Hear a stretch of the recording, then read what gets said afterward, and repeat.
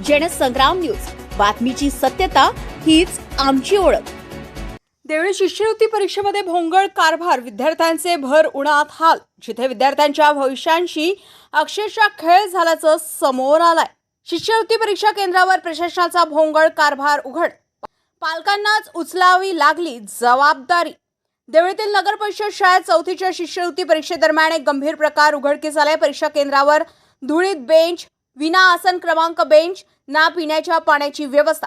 इतकंच काय तर वर्ग खोल्यांमध्ये धूळ आणि अस्वच्छता। विचार करा, लहान विद्यार्थ्यांची मोठी परीक्षा आणि व्यवस्थेचा पूर्ण बोजवारा। परिस्थिती इतकी बिकट झाली की पालक आणि युवा संघर्ष मोर्चा कार्यकर्त्यांनी पुढे येत स्वतः वर्ग साफ करावे लागले। युवा संघर्ष मोर्चाच्या कार्यकर्त्यांनी स्वखर्चाने कॅन आणून विद्यार्थ्यांची तहान भागवावी लागली। प्रशासन कुठं होतं? जबाबदारी कुणाची? शाळा व्यवस्थापन समिती नावापुरतीच का? केंद्र प्रमुख आणि शाळा प्रशासन एकमेकांवर जबाबदारी ढकलताना दिसले, तर शिक्षकांकडूनही बेजबाबदार उत्तर। शिक्षक मनोज बर्डे म्हणतात, आम्ही काय काय सांभाळायचे? असा बेजबाबदार शिक्षकांवर कारवाई होणार का? 11 वाजल्यानंतर विद्यार्थ्यांच्या हाती प्रश्नपत्रिका पोहोचली।